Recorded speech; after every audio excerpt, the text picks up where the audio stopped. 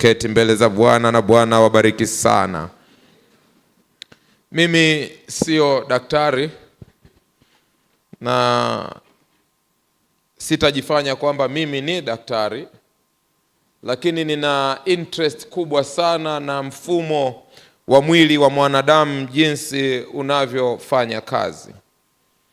Moja ya vitu ambavyo ninavifahamu na viko scientifically true, as a matter of fact, ilinibidi nimuulize Dr. Magomere anithibitishie ili nisije nikaingilia anga za watu na kuyumba. Ukweli usiopingika katika ulimwengu wa sayansi ni kwamba mfuko wa mwanamke ambao unabeba mtoto akiwa mjamzito, mfuko huo umejazwa na maji. Maji hayo yanaitwa amniotic fluid.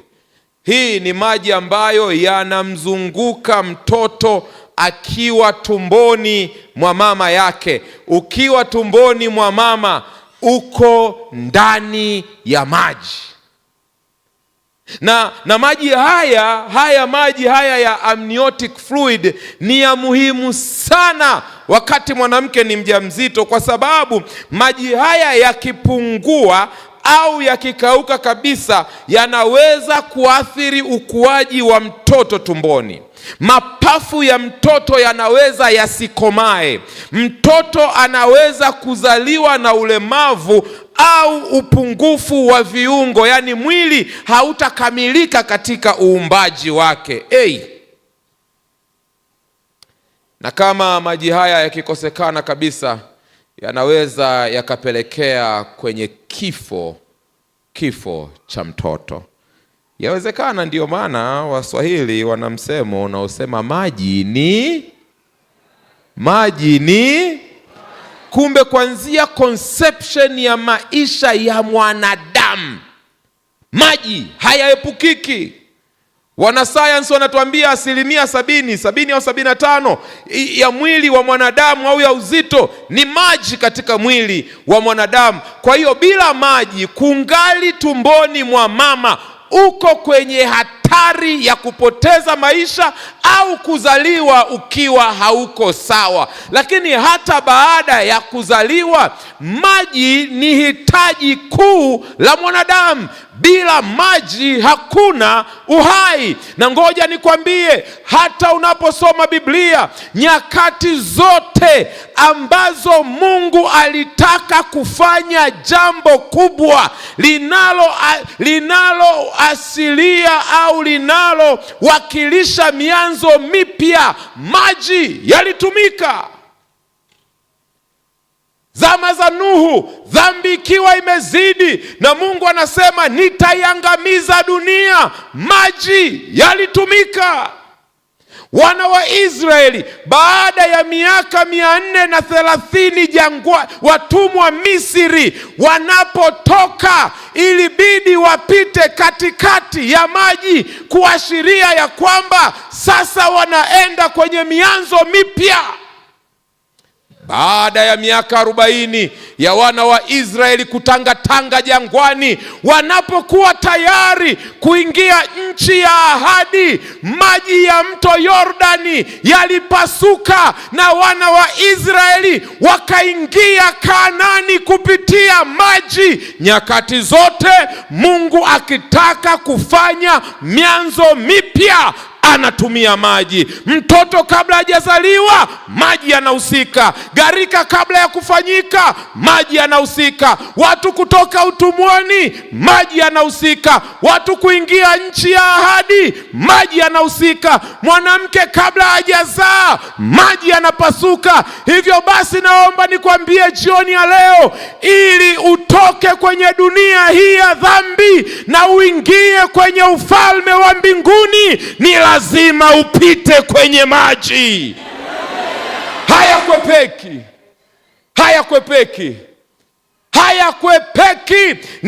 Pastor, sasa una maana gani ni lazima nipite kwenye maji? Sikia Marko sura ya 16 fungu la 16. Biblia inasema aaminie na kubatizwa atafanya nini jamani? aaminie na kubatizwa atafanya nini? Asiyeamini atahukumiwa. Na jana tuliongelea hukumu vya kutosha. Maji yana uhusiano mkubwa katika maisha ya mwanadamu hapa duniani, lakini maji yana uhusiano mkubwa na uzima wa milele.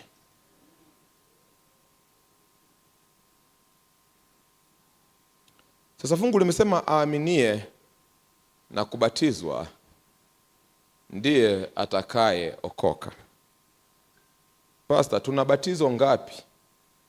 Maana hivi karibuni tumeanza kuona mambo ya ajabu ajabu. Mengine nilitaka niwaambie watu wa media wayaposti, lakini yanatia kinyaa hata kuyatazama. Kuna watu siku hizi wanabatizwa kwa kuchapwa viboko. Yani unakwenda kwa kiongozi wa kiroho, anakukadilia, anasema wewe ambaye unavaa jinsi zimechanika chanika, wewe dhambi zako zitakuwa nyingi. Viboko 30.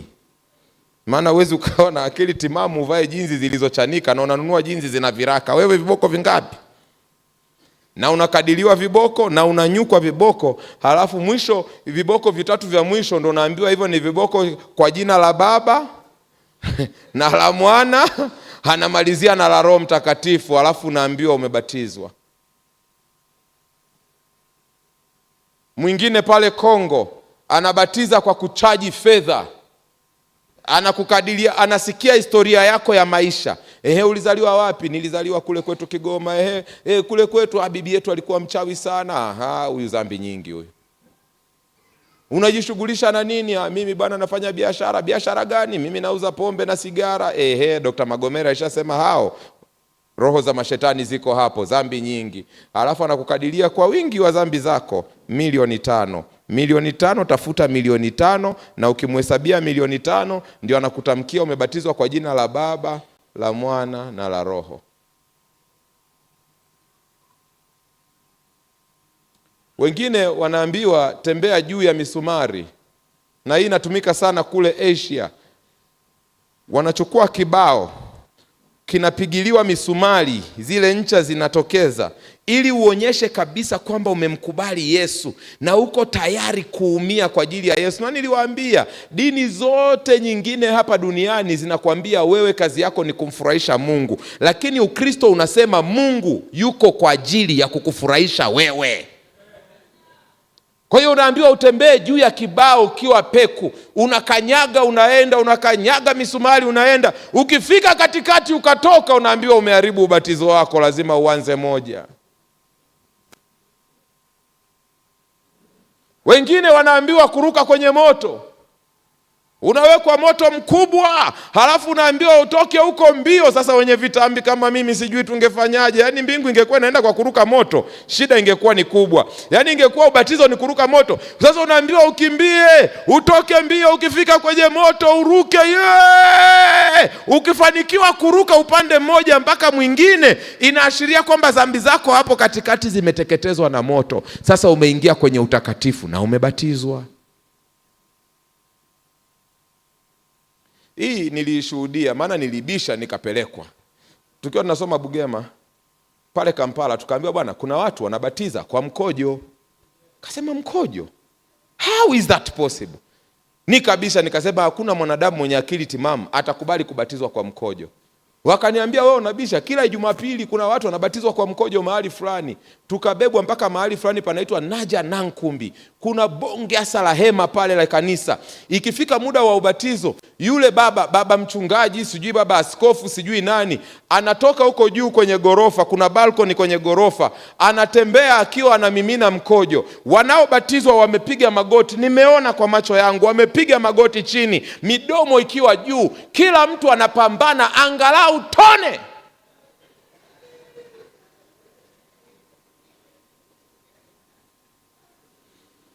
Na kwa sababu watu wameambiwa kama ukiamini na usibatizwe, mbinguni huendi, huwezi kurithi uzima wa milele. Kwa hiyo wanapoambiwa tukubatize kwa kukunywesha mkojo, mtu mzima ana akili, na huyu unakuta ni baba wa familia, ana tai na koti, amepambana, amepiga magoti, mdomo uko juu, anaomba Mungu, leo iwe zamu yangu, mkojo unifikie. Waefeso sura ya 4 fungu la 5. Waefeso sura ya 4 fungu la 5, Biblia inasema Bwana ni mmoja, imani ni moja, ubatizo nao ni nini jamani? Mmoja. Aaminie na kubatizwa ataokolewa. Bwana mmoja, imani moja, ubatizo nao mmoja. Sasa ubatizo gani ndio ubatizo halisi wa Biblia? Neno ubatizo tumelitohoa kutoka katika neno la Kiyunani liitwalo baptizo. Baptizo ambalo kwa Kiingereza wanaliita baptize, sisi Kiswahili tunaita ubatizo. Maana ya neno hili ni kutumbukiza, kuzamisha kikamilifu au kuchovya katika maji mengi. Kwa hiyo Myunani akisema baptizo, anachomaanisha ni kutumbukiza, kuzamisha kikamilifu au kuchovya katika maji mengi. Mara nyingi neno hili lilitumia wakati wanachovya nguo, kuzibadilisha rangi. Kama ili koti langu lingekuwa jeupe na nataka liwe rangi ya damu hii ya ugoro, hii ndio ugoro au ndo nini? Brown. Nataka nilibadilishe, yanawekwa pale rangi ya ugoro kwenye maji, halafu koti linakuwa linachovya au linatumbukizwa. Na ukimuuliza Myunani unafanya nini, anakuambia ninabatiza koti. Maana ya ubatizo ni kuzamisha, ni kutumbukiza kikamilifu au kuchovya. Walionielewa waseme amina. Na ili ujue ubatizo wa kweli wa Biblia, mfano halisi na mfano wa kweli usiotiliwa shaka ni Yesu Kristo mwenyewe. Swali linaulizwa, Yesu alibatizwaje? Mathayo sura ya 3 fungu la 13 mpaka 17. Wakati huo Yesu akaja kutoka Galilaya mpaka Yordan kwa Yohana ili abatizwe. Tunaendelea. Lakini Yohana alitaka kumzuia akisema, mimi nahitaji kubatizwa na wewe, nawe waja kwangu? Yesu akajibu akamwambia, kubali hivi sasa, kwa kuwa ndivyo itupasavyo kuitimiza haki yote. Basi akamkubali. Fungu la 16, naye Yesu alipokwisha kubatizwa, mara akapanda kutoka wapi? Naye Yesu akisha kubatizwa, mara akapanda kutoka wapi? Naye Yesu akisha kubatizwa, mara akapanda kutoka wapi? Alichapwa viboko, alilipishwa fedha, aliruka moto, alipita chini ya bendera, alikanyaga misumari, alimwagiwa mkojo. Yesu akisha kubatizwa, alipanda kutoka majini.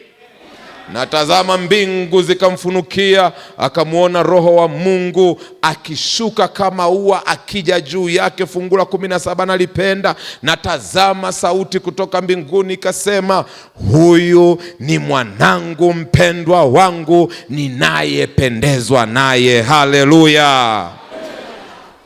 Imani, Mungu ni mmoja, imani ni moja, na ubatizo ni mmoja.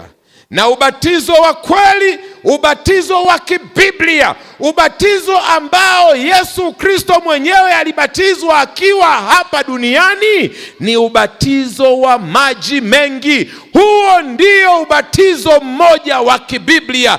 Hizi nyingine zote hazina ushahidi wa kimaandiko. Walionielewa waseme amina. Yohana sura ya 3 fungu la 23, Biblia inasema Yohana naye alikuwa akibatiza huko Ainoni karibu na Salimu. Kwa sababu, kwa nini Yohana ameenda kubatizwa huko Ainoni? Kwa sababu kulikuwa na maji.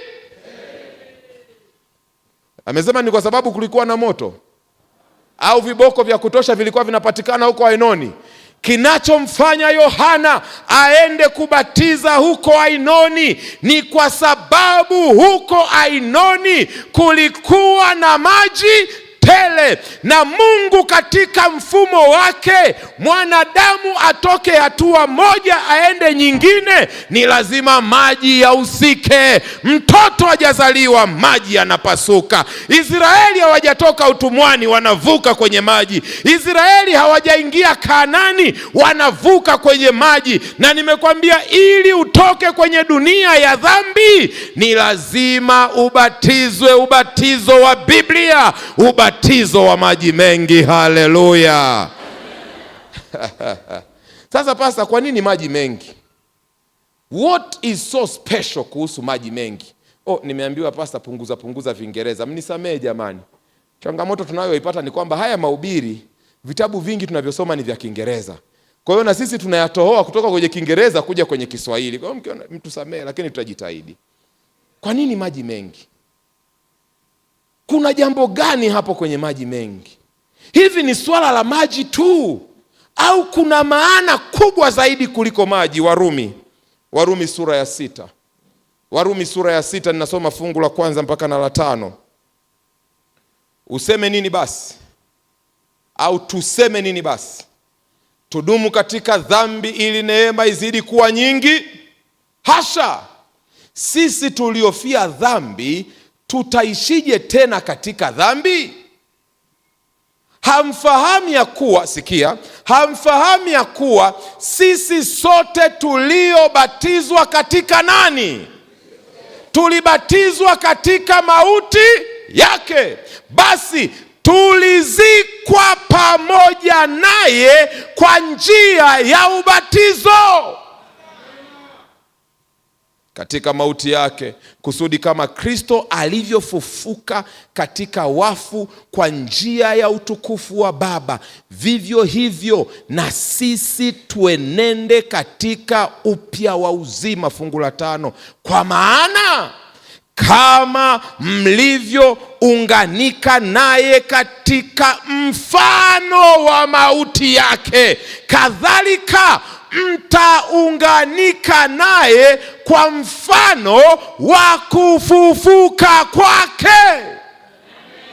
Kwa hiyo tunapoongelea ubatizo wa maji mengi, wapendwa, hili sio swala la kidini, sio swala la kisabato, sio swala la mapokeo, sio swala la tamaduni, sio swala la preference kwamba ninaweza nikachagua hivi au hivi, ninaweza nikatumia hii au hii. Tunapoongelea ubatizo wa maji mengi, tunaongelea kwamba mtu huyu anayebatizwa kwa maji mengi anaitangazia dunia ya kwamba Kristo alikufa kwa ajili yangu, kwa ajili ya dhambi yangu alikufa, na kama alivyokufa na mimi ninaingizwa kwenye maji, ninazamishwa kikamilifu, ninatumbukizwa kwenye maji, nikiashiria ya kwamba kuanzia sasa nimempokea Kristo na ninakufa katika maisha ya dhambi. Wewe ulishawahi kuona mtu amekufa akazikwa nusu? Tunakuzika kikamilifu. Maana ubatizo ni mfano wa mauti ya Kristo Yesu. Kama alivyokufa akazikwa kaburini, mimi ninapompokea kama Bwana na Mwokozi wa maisha yangu, ninaiambia dunia, kuanzia leo dunia hii na mambo yake kwangu mwisho, maisha ya dhambi kwangu mimi mwisho. Na kwa kulidhihirisha hilo, ninaungana na Kristo katika mauti yake. Hivyo basi ninatumbukia kwenye maji, ninazama kwenye maji, ninalala kwenye maji, kama aliyekufa, na fungu linasema hakuishia kaburini, lakini ninapotolewa kwenye maji ninainuliwa katika upya. Haleluya! Ninainuliwa katika upya wa maisha.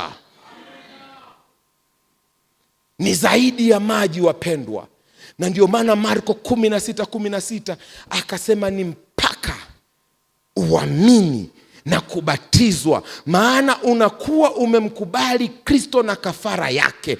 Unakuwa umekufa na kuzikwa katika maisha ya dhambi. Na unapoinuka kutoka kwenye maji, kama Kristo alivyoishinda mauti na kutoka kaburini, na wewe ndivyo unavyokuwa umeshinda maisha ya dhambi na kufufuka katika upya wa uzima.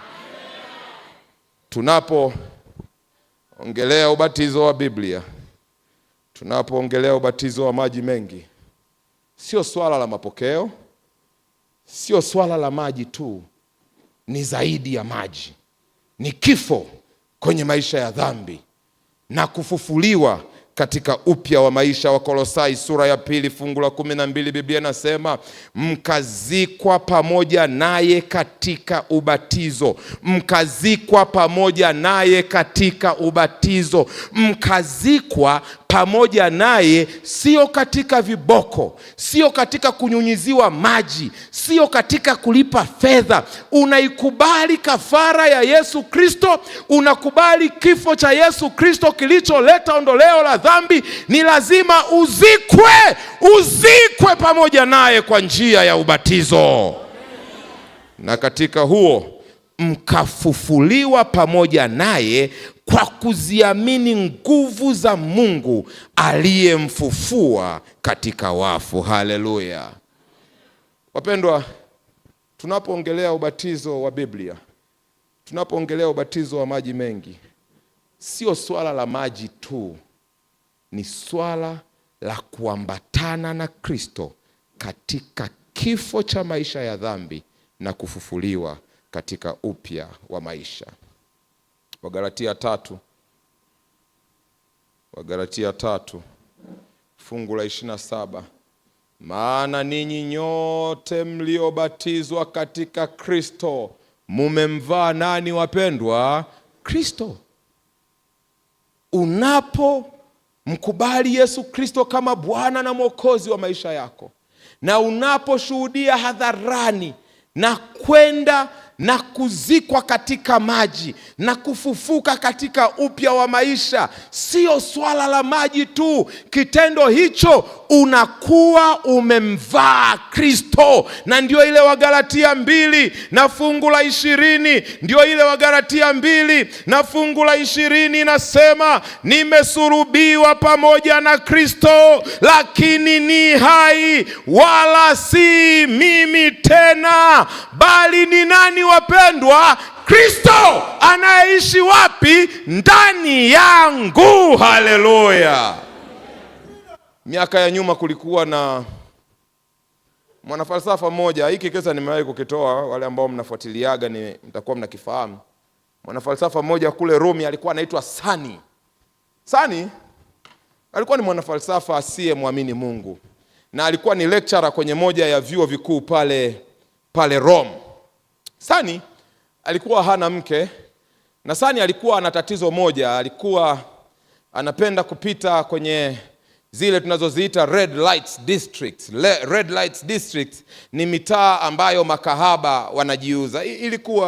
Ilikuwa ni kitu anachokifanya mara kwa mara. Na kule kwenye ile mitaa alikuwa ana mtu wake mmoja, alikuwa harukiruki hapa na pale. Alikuwa na mtu wake mmoja ambaye akienda pale anamuona, wanamalizana vizuri. Sani siku moja akitoka darasani kufundisha, akiwa anaenda nyumbani, akasikia kuna mtu anapiga makelele kwenye moja ya chumba. Akajiuliza, ni lecturer gani huyu ameingia kichaa anaanza kupiga makelele? Alipoingia akakuta watu wamekaa wametulia kama ninyi mlivyokaa mmetulia, na kuna mtu mmoja anahubiri injili ya milele kwenye moja ya madarasa.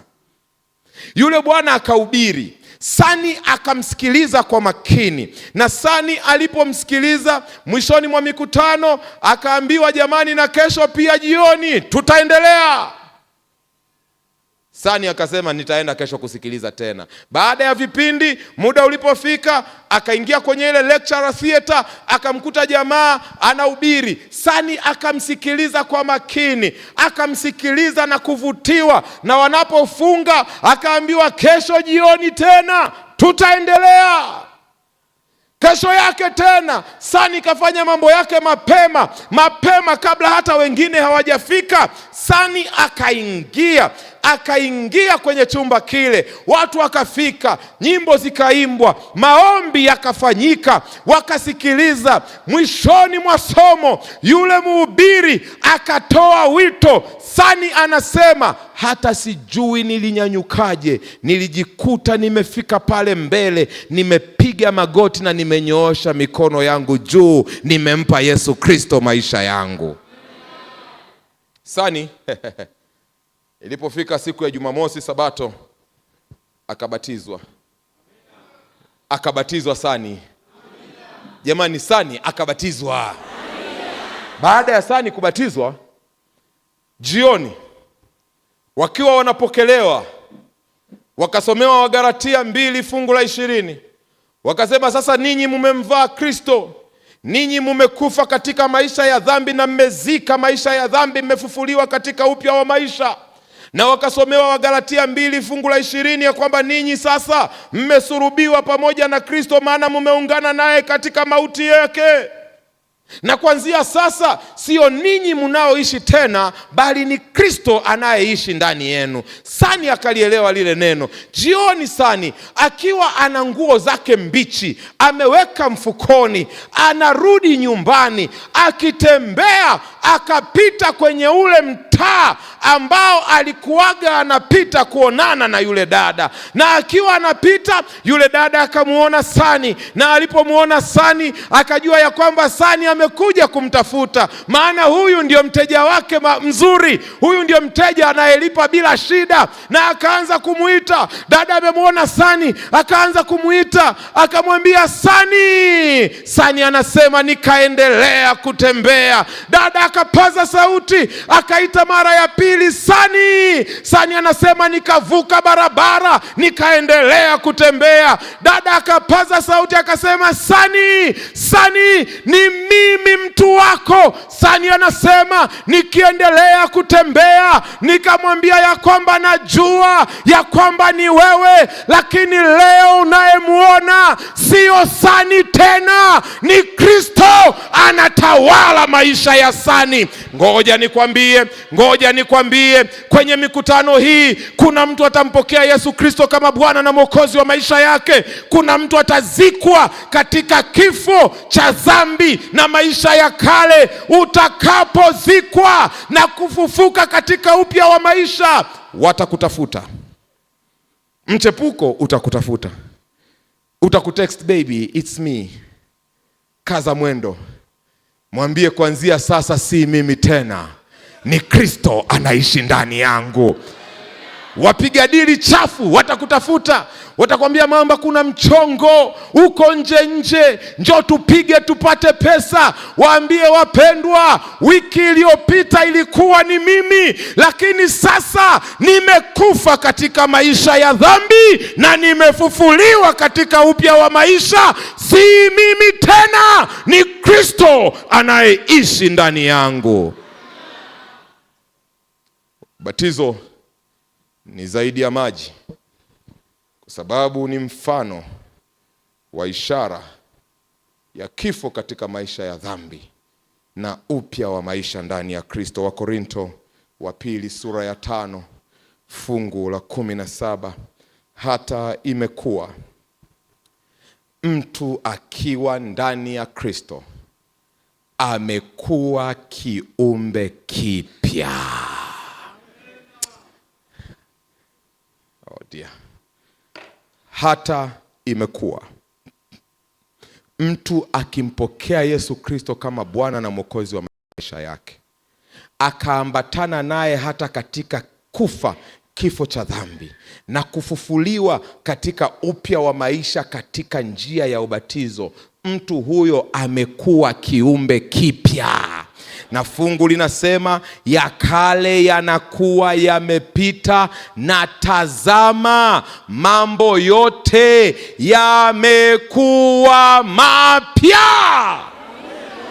Wanadamu wataongelea mambo yako ya kale, majirani wataongelea tabia zako za kale, ndugu watakumbuka majanga yako ya kale. Lakini unapompa Yesu maisha yako, unapokufa katika maisha ya dhambi na unafufuliwa katika upya wa maisha, rekodi zako kwenye vitabu za mbinguni zinafutika, jina lako linaingizwa kwenye kitabu cha uzima. Na ndiyo, majirani watakusengenya, ndugu watakusema, tabia zako mbaya watazikumbuka, lakini Mungu anasema sizikumbuki, maana huyu baraka siye yule wa jana, huyu ni baraka mpya ndani ya Kristo. Haleluya. Na kesho nitaifundisha hiyo zaidi. Kesho nitaifundisha hiyo ya msamaha kamili kutoka kwa Yesu Kristo. Lakini ninachokuambia ni kwamba leo ukimpa Yesu maisha yako, ukakubali ishara ya kifo katika maisha ya dhambi na kufufuka katika upya wa maisha, hata watu wakisema kiasi gani, mbingu zinachojali ya kwamba wewe umekuwa kiumbe kipya. Mgeukie jirani yako, mgeukie, mtazame usoni, mwambie jirani, o jirani, unaweza kuzaliwa upya. Hata kama una ndevu, unaweza kuzaliwa upya. Haleluya. Vigezo vya ubatizo. Mathayo sura ya 28 fungu la 18 mpaka 20. Yesu akaja kwao akasema, akawaambia, nimepewa mamlaka yote mbinguni na duniani. Basi enendeni mkawafanye mataifa yote kuwa wanafunzi, mkiwabatiza kwa jina la Baba na Mwana na Roho Mtakatifu, na kuwafundisha kuyashika yote niliyowaamuru ninyi. Na tazama, mimi nipo pamoja nanyi siku zote hata ukamilifu wa nini jamani? Enendeni. Cha kwanza, mnawafanya kuwa wanafunzi. Baada ya wao kukubali kufanyika kuwa wanafunzi wa Yesu, ndipo mnawabatiza. Walionielewa waseme amina. Habatizwi mtu kabla hajakubali kuwa mwanafunzi wa Yesu. Na mwanafunzi wa Yesu ni nani? Ni yule anayetembea kama Yesu alivyotembea, anayeongea kama Yesu alivyoongea, anayeishi kama Yesu alivyoishi. Huyo ndiye mwanafunzi wa Yesu, yule ambaye anajua ya kwamba hii dunia si kwao, kuna uzima wa milele unamgoja, yule ambaye ana kiu ya kuwafanya wengine wamjue Yesu. Huyo ndiye mwanafunzi wa Yesu, na huyo akishakubali anabatizwa. Sasa mtu ambaye hajakubali kufanyika mwanafunzi hajawa tayari kubatizwa. Na nitapiga hatua moja ni kueleze vizuri zaidi hili la kufanyika mwanafunzi.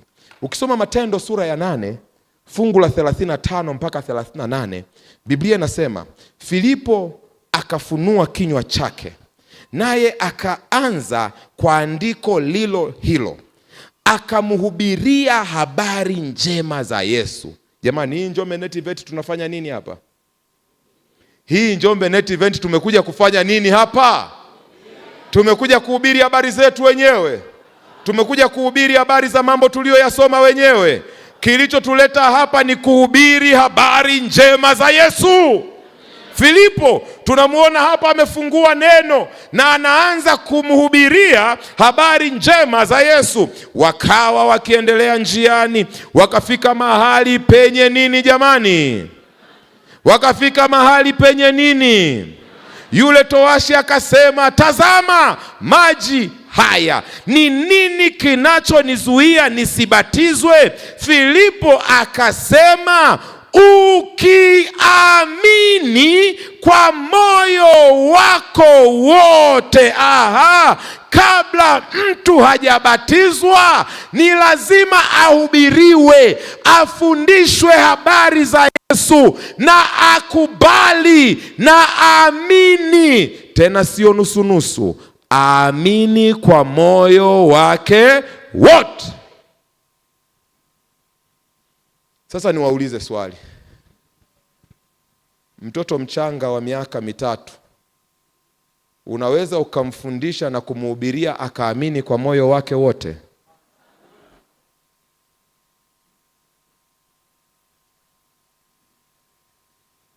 Anayebatizwa ni aliyekubali kufanyika mwanafunzi, ni aliyehubiriwa na kufundishwa akaamini kwa moyo wake wote. Filipo anamwambia yule towashi, ukiamini kwa moyo wako wote inawezekana. Sikiliza towashi anachojibu. Akajibu akanena, naamini ya kwamba Yesu Kristo ndiye mwana wa Mungu. Haleluya. Biblia inasema akaamuru lile gari lisimame, wakatelemka wote wawili. Wapi jamani? Wakatelemka wote wawili wapi? Mmoja alichovya vidole kwenye kikombe na kukimwaga hivi. Walitelemka wote wawili wapi jamani? Kwa sababu ubatizo wa Biblia ni ubatizo wa maji mengi, na swala si maji, swala ni kufa na kuzikwa katika maisha ya dhambi na kufufuliwa katika upya wa maisha. Haleluya. Kwa hiyo lazima ukubali kufanyika mwanafunzi, ni lazima uamini kwa moyo wako wote, ndipo utabatizwa. Sasa kama watoto hawawezi kufundishwa wakaamini, tunawafanya nini watoto? Jibu ni rahisi, tufanye kile alichokifanya Yesu Kristo mwana wa Mungu. Yesu alifanyaje? Mathayo sura ya 19 fungu la 13 mpaka 15. Ndipo akaletewa watoto wadogo ili aweke mikono yake juu yao na kuwaombea. Wanafunzi wake wakawakemea, na walioletwa ni watoto wadogo. Ukisoma Biblia lazima uisome kwa makini. Biblia inasema akaletewa watoto wadogo ili awabatize, ili aweke mikono yake juu yao na kuwaombea. Wanafunzi wake wakawakemea, lakini Yesu akasema, waacheni watoto wadogo waje kwangu, wala msiwazuie, kwa maana walio mfano wa hao ufalme wa mbinguni ni wa nini jamani? Halafu akawabatiza, halafu akawachapa viboko, halafu akatoza wazazi wao fedha. Hapana, walipoletwa Biblia inasema Yesu akaweka mikono yake juu yao. Haleluya. Mtoto mdogo kwa sababu hawezi kufanyika mwanafunzi, hana uwezo wa kiakili, kifikra, kuelewa na kuamini, hatuwezi kumbatiza. Wanapoletwa, sisi tunafanya kile Yesu alichofanya.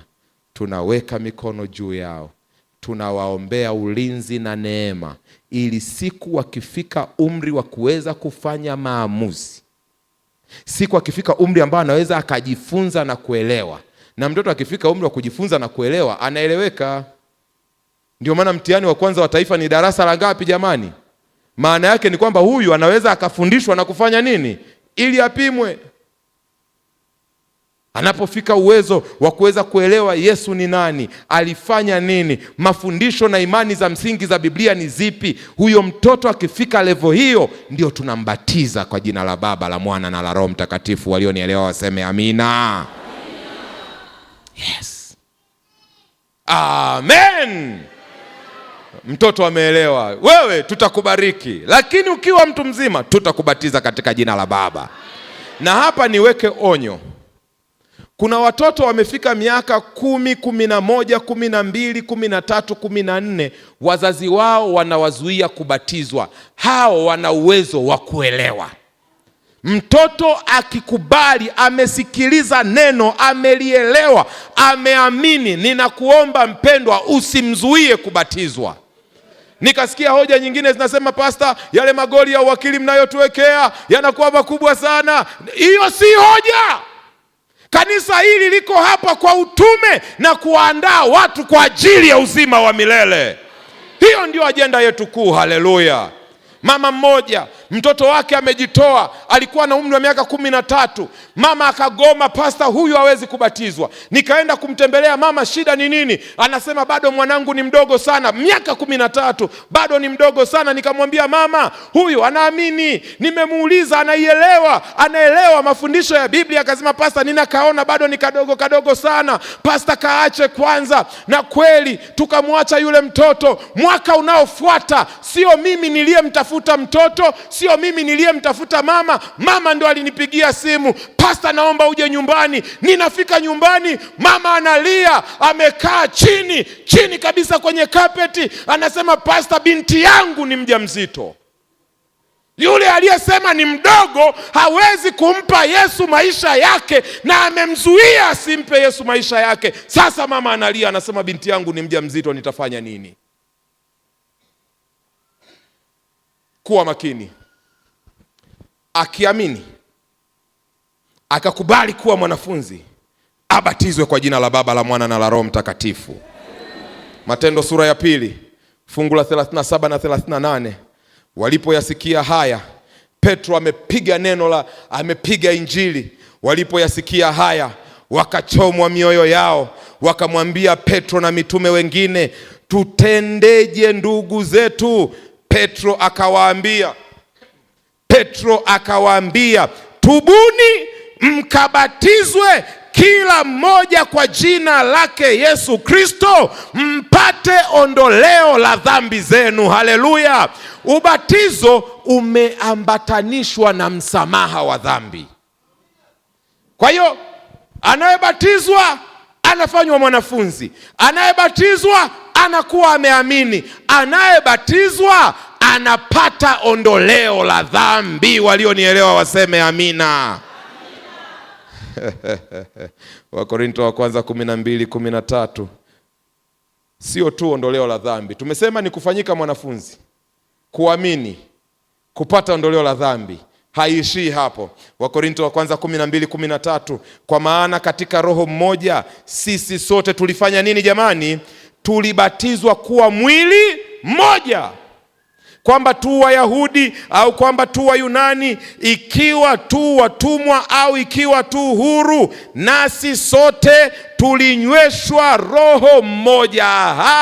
Paulo anasema tunapobatizwa sio tu kwamba tumemwamini Yesu, sio tu kwamba tumefanywa kuwa wanafunzi, sio tu kwamba tumepata ondoleo la dhambi, lakini tunapobatizwa tunaingizwa katika ushirika wa mwili wa Kristo, ambalo ndiyo kanisa lake. Haleluya. Unataka kujiunga na ushirika wa mwili wa Kristo? Hakuna ubaguzi. Biblia imesema hakuna Myahudi wala Myunani, hakuna mtumwa wala aliye bosi, hakuna tajiri au maskini. Amini, ubatizwe, upate ondoleo la dhambi, ufanyike kuwa mwanafunzi, na uingizwe katika umoja wa mwili wa Kristo, yaani kanisa lake. Walionielewa waseme amina. Nimalize na hili, maana muda sasa umekwenda. Nimalize na hili. Je, mtu anaweza kubatizwa tena? Maana kuna mtu ananiambia, mimi pasta, nilibatizwa nikiwa mtoto mchanga, wazazi wangu waliniambia nimebatizwa na picha ninazo pasta, sasa nitabatizwaje tena? Ngoja nikwambie, Biblia iko wazi katika Matendo sura ya 19 fungu la 1 mpaka la 5. Mwingine anasema, pasta, mimi nilibatizwa huo ubatizo wa maji mengi, lakini nilibatizwa huko kwenye madhehebu mengine ya Kikristo. Sasa mimi nawezaje kubatizwa tena wakati tayari nimekwisha batizwa? Ngoja nikwambie, Matendo 19 fungu la 1 mpaka la 5. Ikawa Apolo alipokuwa Korinto, Paulo akiisha kupita kati ya nchi za juu, akafika Efeso, akakutana na wanafunzi kadha wa kadha huko. Tuendelee fungu la 2. Akawauliza, je, mlipokea Roho Mtakatifu mlipoamini? Wakamjibu, la, hata kusikia kwamba kuna Roho Mtakatifu, hatukusikia. Hii ni sawasawa na mtu aliyebatizwa lakini hajui utunzaji wa Sabato. Hii ni sawasawa ya mtu aliyebatizwa lakini bado anakunywa pombe. Anaulizwa, wewe mlipobatizwa mlipokea? Anasema hatukupokea. Hata habari za utakatifu, utunzaji wa Sabato tulikuwa hatuzijui. Akawauliza, basi mlibatizwa kwa ubatizo gani? Wakasema, kwa ubatizo wa Yohana. Paulo akasema, Yohana alibatiza kwa ubatizo wa toba, akiwaambia watu wamwamini yeye atakayekuja nyuma yake, yaani Yesu. Fungu la 5, waliposikia haya wakafanya nini jamani? Waliposikia haya wakafanya nini? Kwa jina la nani? Walikuwa wamekwisha batizwa au hawajabatizwa? Walipopata nuru mpya walibatizwa au hawakubatizwa? Hata kama umewahi kubatizwa lakini umesikia Roho wa Mungu anasema na wewe na anajifunua na wewe, na kuna mambo ulikuwa huyajui lakini ameyaweka bayana, unaweza kubatizwa tena. Unaweza kubatizwa tena. Jioni ya leo ninauliza, je, yuko mtu kati yetu anayesema huyu Yesu ninampenda, niko tayari kuambatana naye hata kwenye kufa kwenye maisha ya dhambi na kufufuliwa kwenye upya wa maisha? Yuko mtu hapa anayesema, ni kweli nilibatizwa lakini sikuwa vizuri, mambo haya nilikuwa sijayaelewa, lakini leo nimesikia Mungu anasema nami, niko tayari kuacha dunia na mambo yake, niko tayari kufa kwenye maisha ya dhambi, ninataka nimvae Kristo na nifanyike kiumbe kipya. Pastor Singo atakuja hapa kutoa wito, na atakapotoa wito, mtu wa Mungu, isikie sauti ya Mungu, itii sauti ya Mungu. Wewe uliyeko kwenye kituoni ambaye umezisikia kweli za neno la Mungu, Biblia iko wazi, Marko 16:16, ni mpaka uamini na kubatizwa ndio utauona ufalme wa mbinguni. Pastor, karibu. Wapenzi, katika jioni hii ya leo kule vituoni na hapa katika kituo kikuu cha hapa Njombe, Bwana anaita. Ni nani watakaosimama upande wa Bwana? Ni nani watakaosema tunataka tena tuanze maisha upya? Tunataka tufungue sio ukurasa mpya, bali kitabu kipya cha kutembea pamoja na Yesu. Na wenda wale tulioko hapa, wale ambao hata tumebatizwa zamani, lakini unasema tunatamani tena turejee kujitoa kwetu, upendo wetu wa awali pamoja na Bwana. Kama ni tamanio lako, emsimama pale mahali ulipo. Emsimama. Simama pale mahali ulipo. Simama. Bwana Yesu asifiwe. Bwana Yesu asifiwe. Bwana Yesu asifiwe. Na wale ambao wote wanasema, mchungaji, tumesikia, tumeelewa, na Roho wa Bwana anasema nasi kama yule Mkushi, kama yule towashi aliyekutana na Filipo. Sema, nataka na mimi nimpokee Yesu kama Bwana na Mwokozi wa maisha yangu. Tembea. Je, yuko mmoja? Anasema, mchungaji, mimi sisubiri, ninakwenda kwa Yesu. Tembea. Asante sana. Asante, wachungaji wako hapa. Jamani, jina la Bwana litukuzwe. Jina la Bwana litukuzwe. Yuko mama hapa anatoa maisha yake kwa Yesu. Kanisa linasemaje? Jamani, kanisa linasemaje? Je, yuko mwingine anasema, nataka nimpe Yesu moyo wangu, nataka nimpe Yesu maisha yangu? Yuko mwingine anasema, nataka nimpe Yesu moyo wangu. Tembea. Yuko mmoja. Je, yuko mwingine anasema, nataka nimpe Yesu moyo wangu? Tembea, wala usiogope. Hata kama uko pale nje, uko unasikia hapa kwenye hapa mjini Njombe, chukua bodaboda, tembea uje hapa, tunakusubiri. Yuko kijana anakuja hapa. Jina la Bwana litukuzwe.